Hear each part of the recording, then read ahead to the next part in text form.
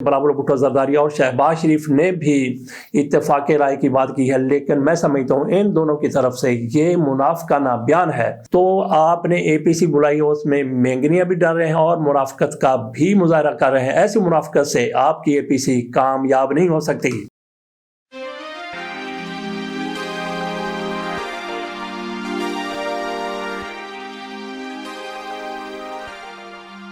بسم اللہ الرحمن الرحیم۔ حکومت کی طرف سے، رجیم کی طرف سے شہباز شریف نے اعلان کیا ہے اے پی سی بلانے کا۔ جعفر ایکسپریس دہشت گردی کے حوالے سے یہ فوری طور پر بلائی جانی چاہیے تھی، تاہم دیر آئے درست آئے، ان کی طرف سے اے پی سی بلا لی گئی، لیکن وہ کتنے سنجیدہ ہیں، ان کے اتحادی کتنے سنجیدہ ہیں۔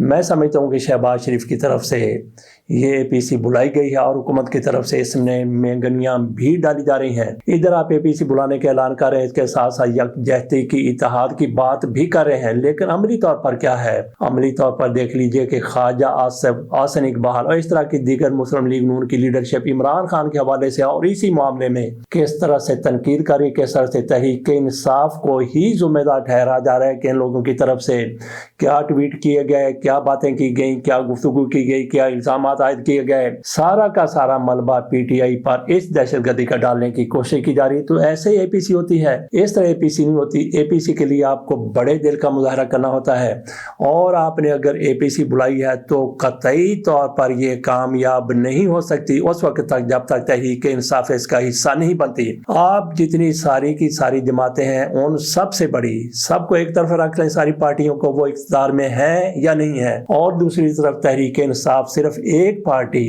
وہ ان سب سے بڑی پارٹی ہے، ان سب سے بڑی اکثریت ان کے پاس ہے، ان سب سے زیادہ ان کے پاس سیٹیں ہیں، صوبوں میں بھی اور مرکز میں بھی۔ اگر آپ تحریک انصاف کے حوالے سے ایسے ہی رویے کا اظہار کرتے رہیں گے تو آپ کی اے پی سی کامیاب ہو ہی نہیں سکتی۔ تو باقی جہاں تک تحریک انصاف کا تعلق ہے، عمران خان نے، آپ کو یاد ہوگا کہ 2014 میں اے پی ایس کا سانحہ ہوا تھا، عمران خان نے فوری طور پر اپنا کامیابی سے ہمکنار ہوتا ہوا دھرنا چھوڑ دیا تھا۔ انہوں نے اے پی سی میں شرکت کی تھی، میاں نواز شریف کے ساتھ وہ بیٹھ گئے تھے، حالانکہ میاں نواز شریف اور عمران خان کے مابین شدید اختلافات تھے۔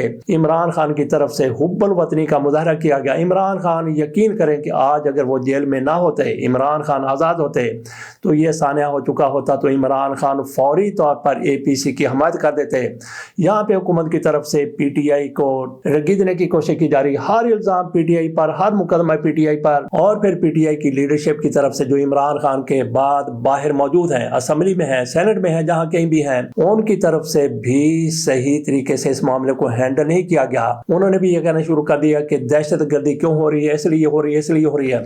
بھئی جب دہشت گردی کا بہت بڑا واقعہ ہو گیا، اور یہ تاریخ میں سب سے بڑا ایسی دہشت گردی کا واقعہ ہے جس میں ایک ٹرین کو ہائی جیک کر لیا گیا، دنیا میں ایسی کبھی ٹرین ہائی جیک نہیں ہوئی۔ 1977 میں نیدرلینڈ میں ایک ٹرین ایسی ضرور ہوئی تھی، لیکن اس میں 5-6 ہلاکتیں ہوئی تھیں، اس میں دہشت گرد بھی 5-6 تھے، لیکن وہ سلسلہ چلا تھا یرغمال بنانے کا 3 ہفتے تک، 3 ہفتے بعد جا کر اس پر قابو پایا گیا تھا۔ جیسا کہ ہم نے کل اپنے ویلاگ میں کہا کہ اگر ٹرننگ پوائنٹ وہ والا نہ ہوتا جس میں فوج کے جوانوں کی طرف سے جن کو یرغمال بنایا گیا تھا، انہوں نے 8 دہشت گردوں کو پکڑا، ان کو مارا، ان کا اسلحہ چھینا، اور یہ ٹرننگ پوائنٹ تھا، اس کے بعد یہ آپریشن حتمی انجام کو پہنچ گیا۔ جیسا کہ بتایا کہ نیدرلینڈ میں ایسا کچھ ہوا تھا، اور وہ معاملہ 3 ہفتے تک چلا تھا۔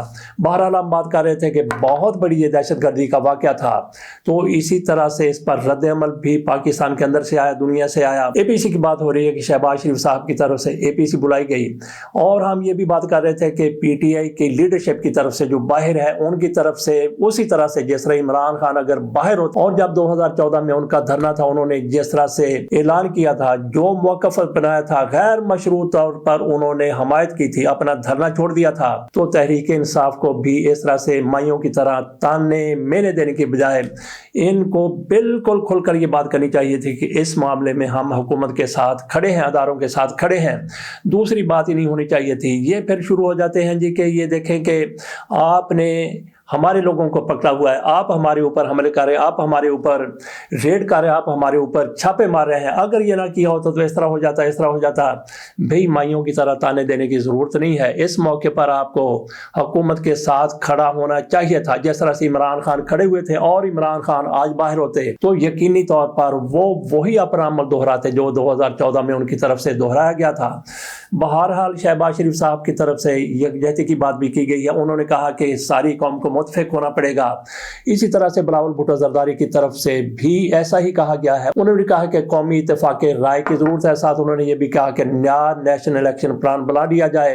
तो नया एक्शन प्लान बनाने की वाकई ज़रूरत है, क्योंकि जैसे जैसे वक्त गुजरता जाता है हालात तब्दील हो जाते हैं। एक मामले को आप माजी की तरह जाकर ट्रीट नहीं कर सकते। अगर नई सूरत हाल आ जाती है तो नई सूरत हाल के मुताबिक आपको कानून बनाना पड़ता है, ज़ाब्ते बनाने पड़ते हैं। तो इसी तरह से नेशनल एक्शन प्लान अगर 2 की जरूरत है तो बना लिया जाए। बात हम कर रहे थे कि बिलावल भुट्टो जरदारी और शहबाज शरीफ ने भी इत्तेफाक राय की बात की है, लेकिन मैं समझता हूँ इन दोनों की तरफ से ये मुनाफिकाना बयान है। एक तरफ ये इत्तेफाक राय की बात करते हैं, इत्तेफाक राय में कौन है? मौलाना फजलुर रहमान तो आपके साथ किसी वक्त भी आ सकते हैं, अख्तर मेंगल आ सकते हैं, अचकजई आ सकते हैं, और बाकी पार्टियां आपके साथ मौजूद हैं, कई पार्टियां आपकी इत्तेहादी हैं। तो सबसे बड़ी पार्टी तहरीक इंसाफ रह जाती है अगर इत्तेफाक राय में उनको शामिल नहीं किया जाता। एक तरफ आप इत्तेफाक राय की बात करते हैं, कौमी इत्तेफाक राय, और दूसरी तरफ इमरान खान पर इल्जामात भी लगाते चले जाते हैं। तो क्या इस तरह से आप अपना मकसद हासिल कर लेंगे? तो आपने APC बुलाई, उसमें महंगियां भी डाल रहे हैं और मुनाफिकत का भी मुजाहरा कर रहे हैं। ऐसी मुनाफिकत से आपकी APC कामयाब नहीं हो सकती। एक तरफ बहुत बड़ी दहशतगर्दी हुई बलूचिस्तान में, जैसा कि कहा कि तारीख में ऐसा कभी नहीं हुआ, और उसके दूसरे रोज भी दहशतगर्दी का सिलसिला जारी है।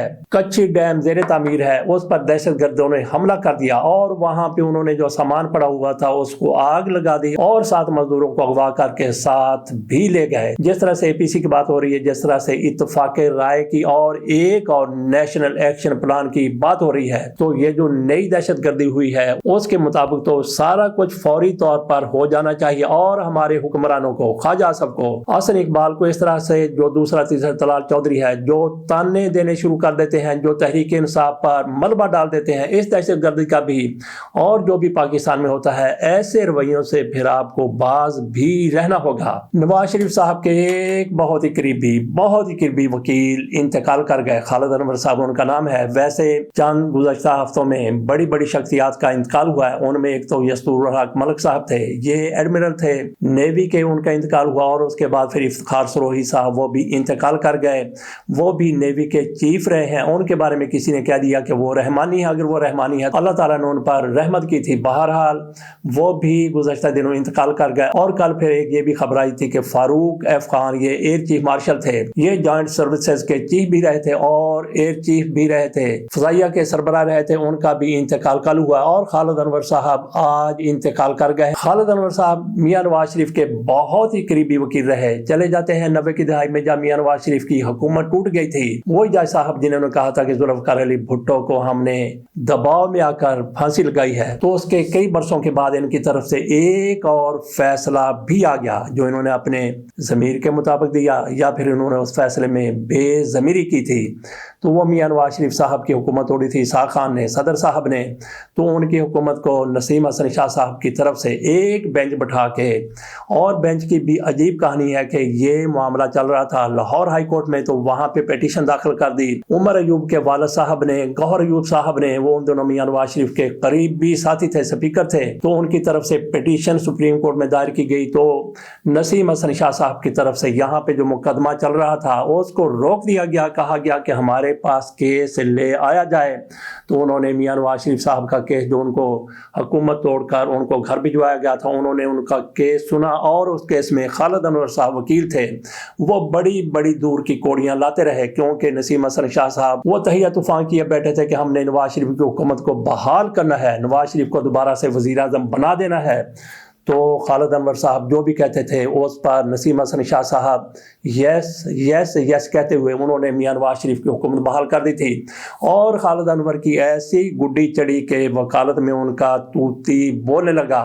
और फिर मियां नवाज शरीफ साहब اپنے اقتدار سے گئے، پرویز مشرف کی حکومت آ گئی، تو خالد انور صاحب کو ہی میاں نواز شریف نے اسی کیس میں جس میں جیسے ارشاد حسن خان صاحب کی طرف سے ایک تو انتخابات کے حوالے سے 3 سال مشرف کو دے دیا گیا، اور کچھ لوگ الزام لگاتے ہیں کہ انہوں نے مشرف نے وہ مانگا بھی نہیں تھا، انہوں نے مشرف کو آئین میں ترمیم کرنے کا اختیار بھی دے دیا۔ یہ پٹیشن یا درخواست لے کے گئے تھے میاں نواز شریف صاحب کے حامی، میاں نواز شریف صاحب کے ساتھی، تو اس میں خالد انور صاحب نے پھر اسی طرح سے معاملات کو اٹھانے کی کوشش کی، لیکن اب صورتحال بدل چکی تھی۔ اب اس طرح سے نسیم حسن شاہ صاحب کی طرح بندہ جو وہاں بیٹھا تھا وہ تہیہ طوفان ان کو انصاف دینے کے لیے نہیں کیے ہوئے تھا۔ بہرحال خالد انور صاحب کی طرف سے اپنی وکالت کے جوہر دکھائے گئے، لیکن بیل سرے نہ چڑھ سکی۔ ہم بات کر رہے تھے خالد انور صاحب کی، میاں نواز شریف صاحب کے انتہائی قریبی یہ وکیل رہے ہیں، ان کا انتقال ہو گیا، اللہ تعالیٰ ان کو جوار رحمت میں جگہ عطا فرمائے۔ تو اگلی خبر کی طرف چلتے ہیں۔ عمران خان کا ایک دشمن DIG عمران کشور، یہ شاید ایڈمن کے DIG ہیں پنجاب میں، انہوں نے استعفیٰ دے دیا۔ انہوں نے کہا کہ میرا ضمیر جاگ گیا ہے، اور جب عمران خان کے خلاف یہ سارا کچھ کر رہے تھے اس وقت ان کا ضمیر نہ صرف یہ کہ سویا ہوا تھا بلکہ لگتا تھا کہ ضمیر ان کا مردہ ہو چکا ہے۔ بہرحال ان کا ضمیر مردہ نہیں ہوا، ان کے مطابق ان کا ضمیر مردہ نہیں ہوا تھا، ان کا ضمیر سویا ہوا تھا، وہ جاگ گیا، اس نے انگڑائی لے لی تو انہوں نے استعفیٰ دے دیا۔ تو تھوڑا سا ان کے بارے میں بتاتے ہیں۔ یہ بندہ عمران کشور صاحب، انہوں نے جب عمران خان کے گھر ریڈ کیا تھا تو ان کا اپنا کہنا ہے کہ میں دروازے توڑ کے اندر داخل ہوا تھا، کیونکہ رسائی اندر تک مشکل ہو رہی تھی، دروازے توڑ کر اندر داخل ہوا تھا، اور ہمارے ساتھ بشرا بی بی نے بدتمیزی کی تھی، یہ عمران کشور صاحب کی طرف سے ان دنوں میں کہا گیا تھا۔ اور پھر انہوں نے یہ بھی کہا کہ جب ہم نے تلاشی لی تو وہاں سے تعویذ بھی ملے اور کالے کپڑے بھی ملے۔ انہوں نے پھر کہا کہ وہاں سے میں راکھ بھی ملی اور تعویذ بھی ملے تھے، اور ایسے بندے کا اب ضمیر جاگا ہے۔ تو دیکھتے ہیں کہ انہوں نے استعفیٰ دیا ہے تو آگے جا کے کیا کرتے ہیں، کیا یہ بتائیں گے کہ انہوں نے یہ سارا کچھ عمران خان کے خلاف، بشرا بی بی کے خلاف جو کچھ کہا تھا، جو کچھ کیا تھا، جس طرح سے ریڈ کیا تھا، اس وقت تو بڑے پاٹے خان بن کے اپنے آپ کو بڑا ایک سرخیل بنا رہے تھے کہ ہمارے جیسا بہادر جرأت مند کوئی نہیں ہے۔ تو اب بہرحال ان کا ضمیر جا گیا، دیکھتے ہیں کہ ان کا ضمیر آگے جا کے ان کو کس راستے پر چلاتا ہے۔ کیا یہ بتائیں گے کہ انہوں نے جو کچھ کیا تھا کس کے کہنے پر کیا تھا؟ اس کے ساتھ اجازت دیجیے، اللہ حافظ۔